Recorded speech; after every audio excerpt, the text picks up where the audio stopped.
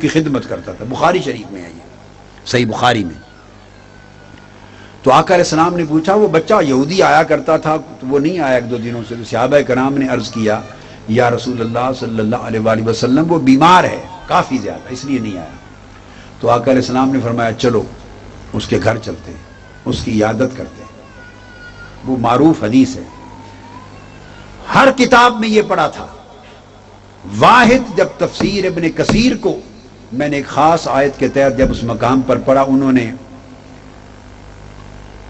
بہت سی احادیث کو جمع کیا، تو میں نے پہلی مرتبہ زندگی میں تفسیر ابن کثیر میں یہ حدیث ان الفاظ کے ساتھ پڑھی جو حافظ ابن کثیر نے روایت کی.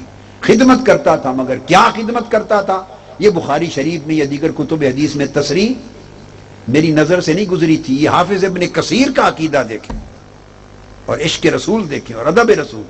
انہوں نے جو روایت لی مسند احمد بن حنبل کے حوالے سے، یہ پہلی مرتبہ میں نے وہاں پڑھی. بعد میں پھر اسی وقت میں مسند احمد بن حنبل اٹھائی اور پھر میں نے مسند احمد بن حنبل میں تلاش کی اور پھر اصل مسند امام احمد بن حنبل سے پھر حوالہ لگا لیا. مگر مسند امام احمد بن حنبل تک اس روایت کے لیے مجھے حافظ ابن کثیر نے پہنچایا. انہوں نے لکھا، اس روایت کو لیا حافظ ابن کثیر نے، اور بھی لے سکتے تھے. انہوں نے لیا کہ وہ جو یہودی لڑکا خدمت کرتا تھا وہ کرتا کیا تھا، حضور کے وضو کے لیے لوٹے بھرتا اور مجلس میں حضور کے جوڑے نالین اٹھا کے گود میں رکھتا تھا. حضور کے جوڑے اٹھاتا تھا. خدمت یہ تھی کہ حضور کے جوڑے اٹھاتا تھا، نالین مصطفیٰ اٹھاتا تھا. جب اتار دیتے تو اٹھا لیتا نالین مصطفیٰ. جب آقا علیہ السلام مجلس سے اٹھ کے جانے لگتے تو حضور کو پہنا دیتا جوڑے. انہوں نے خدمت لکھ دی کہ وہ حدیث کی روایت میں کہ وہ یہودی لڑکا حضور کے جوڑے اٹھاتا تھا، لوٹے بھرتا تھا وضو کے اور جوڑے اٹھاتا تھا. یہ خدمت اور نوکری تھی. آگے پھر جب وہ علیل ہو گیا تو آقا علیہ السلام پوچھنے کے لیے تشریف لے گئے. پھر اسی روایت میں ایک الفاظ آگے میں اور جل کے اور ایمان افروز تھے اضافی.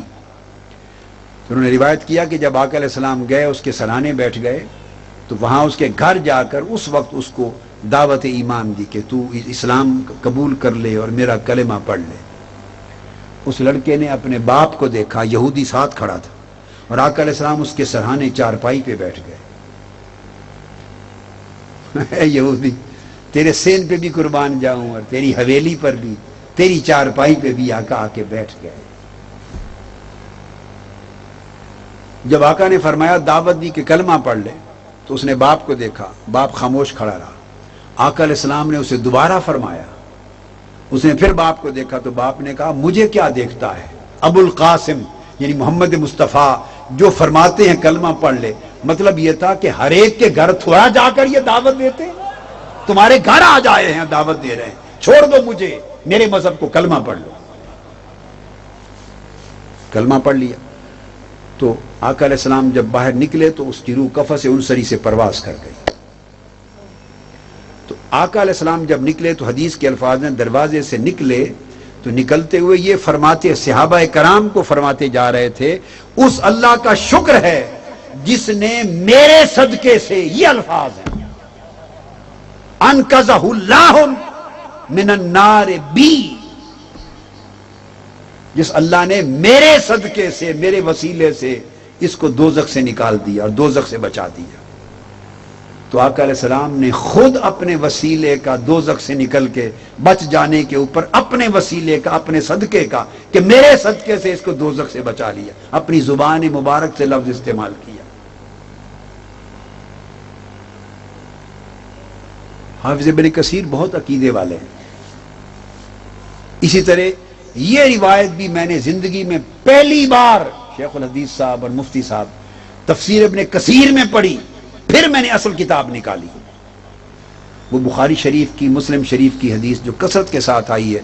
جب آقا لوگوں کی تو آپ جوش میں آ کے فرمانے لگے سلونی اما شئتم، آج پوچھ لو مجھ سے جو پوچھنا ہے، سلونی اما شئتم.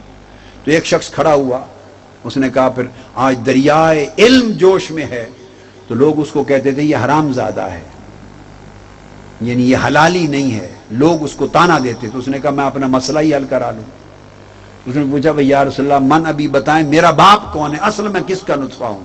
فرمایا ابو کا حذافہ، تم حذافہ کے بیٹے ہو۔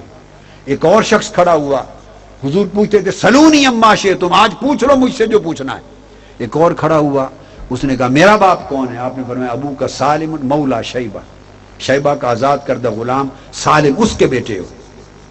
ایک کھڑا ہوا اور شخص، یا رسول اللہ بتا دیں میرا ٹھکانہ مرنے کے بعد کیا ہوگا؟ دوزخ جنت؟ فرمایا مقعدک فی النار، تیرا ٹھکانہ دوزخ ہوگا۔ منافق ہوگا نا کوئی؟ معروف حدیث ہے جو بخاری مسلم میں آئی ہے، اس پر بعض اہل علم یہ بحث کرتے ہیں اور یہ اس کا معنی بیان کرتے ہوئے انہیں یہ مغالطہ ہو جاتا ہے، وہ دور کر دوں۔ وہ سمجھتے ہیں کہ یہ سلونی اما شئتم سے مراد یہ تھا کہ احکام شریعت کے بارے میں جو پوچھنا ہے پوچھ لو۔ یہ حضور کے علم کی جو وسعت ہے اور اللہ پاک نے جو وسیع علم عطا کر کے بھیجا ہے وہ احکام شریعت کا ہے، علم آخرت ہے، علم شریعت ہے، علم احکام ہے۔ یہ ایک اختراع ہے، من گھڑت تصور ہے جو حدیث میں نہیں ہے معاذ اللہ، بلکہ حدیث پر الزام ہے۔ اس لیے کہ آگے دیکھیں کہ صحابہ نے سوال کیا کیے ہیں، اگر تو سوال کیے ہیں شریعت کے مسئلے پوچھے ہیں تو پھر تو یہ بات درست لگتی ہے۔